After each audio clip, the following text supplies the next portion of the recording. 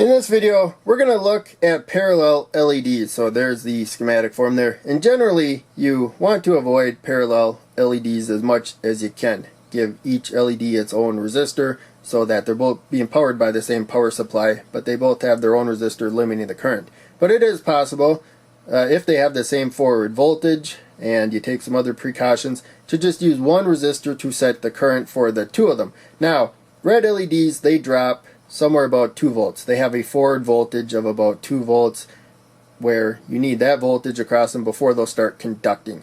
The rest of the voltage, so since we're using a 5 volt power supply, it'll be 3 volts approximately across the resistor, and it will set the current going through both the LEDs. Now, the red LED over here, it also has a 2 volt forward voltage, but the blue LED is closer to 3 volts right there. So it does go down a little bit at the lower currents and up just a speck at higher currents.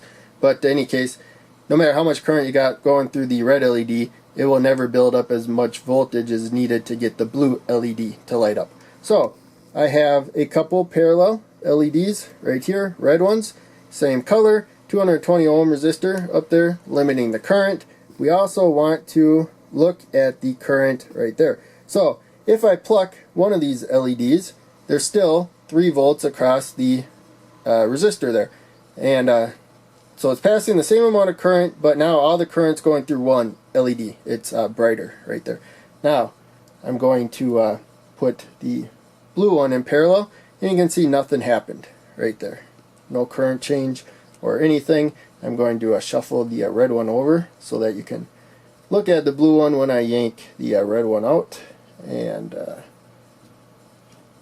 little squeezer. Alright, so now we got the blue one, and what we want to look at when I yank the red one, you'll be able to see that the blue one lights up, but also look at the current over here, focus more on that. You can see the current actually dropped down. As I said before, it takes more voltage to get the blue LED to conduct close to 3 volts, and so there's only about 2 volts across the resistor now, approximately. And so current went down quite a bit right there. And at lower currents, it's a little bit less than 3 volts. But in any case, we're going with approximations there, the voltage across the LED.